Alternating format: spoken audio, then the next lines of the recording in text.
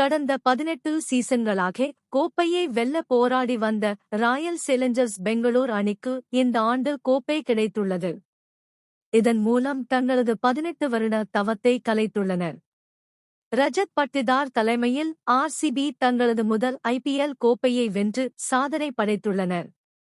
இந்த சீசன் தொடக்கத்திலிருந்து ஆர்சிபி ஒரு பலம் வாய்ந்த அணியாக இருந்து வந்தது. ஐபிஎல் ஏலத்தில் தங்கள் அணியில் இருந்த குறைகளை சிறப்பான முறையில் சரி செய்தனர். இது அவர்களின் வெற்றிக்கு காரணமாக அமைத்துள்ளது. ஃபைனலில் முதலில் பேட்டிங் செய்த ஆர்சிபி அணி 190 ரன்கள் குவித்தது. 20 முதல் 30 ரன்கள் கம்மியாக அடித்ததாக எதிர்பார்க்கப்பட்ட நிலையில் பவுலிங்கில் அதனை சரி செய்தனர். குறிப்பாக கிருணால் பாண்டிய சிறப்பாக பந்து வீசி அணியின் வெற்றிக்கு உதவினார். 191 ரன்கள் அடித்தால் வெற்றி என்ற நிலையில் களம் இறங்கிய பஞ்சாப் அணி 184 ரன்கள் மட்டுமே அடித்தது.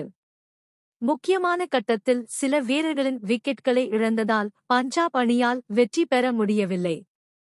இறுதியில் 6 ரன்கள் வித்தியாசத்தில் பஞ்சாப் அணி வெற்றி பெற்று கோப்பையை கைப்பற்றி உள்ளது. இருப்பினும் ஆர்சிபி கோப்பையை வெல்வதற்கு சென்னை அணியும் ஒரு முக்கிய காரணமாக இருந்துள்ளது. கடந்த ஆண்டு ராயல் சேலஞ்சர்ஸ் பெங்களூர் அணி சென்னை சூப்பர் கிங்ஸ் அணியை பிளே ஆஃப் ரேஸில் இருந்து வெளியேற்றியது. ஆனால் இந்த ஆண்டு ஆர்சிபி அணி புள்ளி பட்டியலில் முதல் 2 இடங்களை பிடிக்க சென்னை சூப்பர் கிங்ஸ் தான் உதவியுள்ளது. ஆர்சிபி அணி பிளோப்பை உறுதி செய்து இருந்தாலும் முதல் இடங்களை பிடிக்கவில்லை.